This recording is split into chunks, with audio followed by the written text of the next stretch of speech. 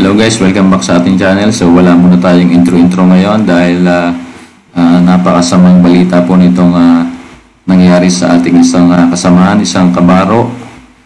Nawawala po siya.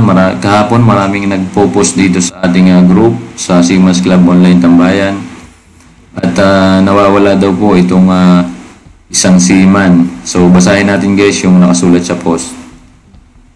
Siya po ay si Cristito M. Acosta, 23 years old. Kapatid ko po siya. Siya po ay isang seaman. Siya ay 3rd officer junior ng TK, sakay po ng barkong Jalong Spirit. So, ang company po niya ang agency niya ay TK. Galing sila ng Texas patungong South Africa. So, galing ng Texas to South Africa. Pero naantala na sila kasi nawawala na po siya noong April 23 ng gabi hanggang ngayon. So ilang araw na din siyang nawawala. Ito po yung nangyari. 6 p.m. to 6:45 nagpa-relieve pa yung chipmate na naka-duty ng 4 to 8 p.m. Kaya siya muna pumalili dahil magdi-dinner yon. Tapos bumalik na yung nag-dinner sa duty niya. Kaya si Cristito ay umalis na sa bridge ng 6:46. So kumain po yung chipmate ng sa oras ng duty niya, kaya ang pumalit ay si 3rd officer, itong si Cristito. Bandang 8 p.m. kasi 8 p.m. to 12 a.m. ang duty niya, di na siya nakapunta sa duty niya. 8:05 tinawag siya pero wala pa din, kaya nag-alarma na sila dahil wala na siya at hinanap na sa kabina niya. Hinanap na daw po siya ng mga US Navy, helicopter at mga vessel, at sa buong barko wala talaga. Pero ngayon dahil 3 days na, tinigil na daw po ang rescue. So wala nang rescue operation.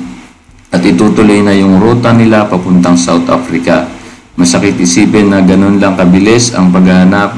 At May 16 pa sila mag-iimbestiga kasi doon pa lang sila dadaong sa port. Please tulungan niyo po kami mapadali ang paghahanap sa kanya. Nakikiusap po kami, umaasa po kami mahanap pa siya at buhay pa siya.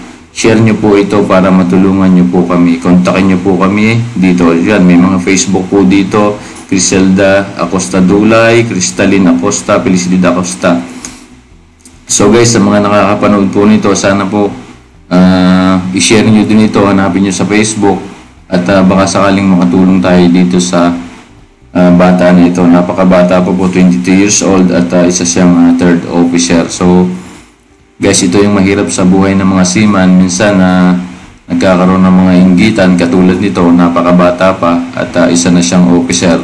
So hindi nawawala sa barko yung inggitan. So sana naman po ay nag-jump ship lamang itong ating kabaro na ito at hindi nagkaroon ng kung ano man ang masamang nangyari sa kanya. So guys, hanapin nyo po sa mga Facebook at i-share nyo. Ito po yung nag-share kahapon, si Richard Golmatico. Pero marami pa pong nag-post nito kahapon, nakita ko dito sa group natin. At nakakalungkot talaga guys. Ayan, hanapin nyo na lang po sa mga Facebook at i-share nyo.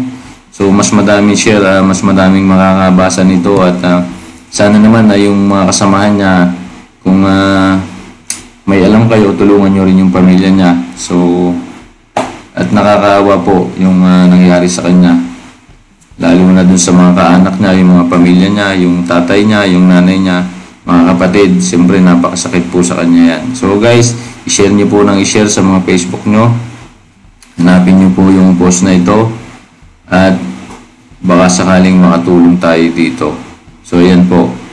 Si Cristito M. Acosta, napakabata pa. So guys, yun lamang po. Maraming salamat and God bless.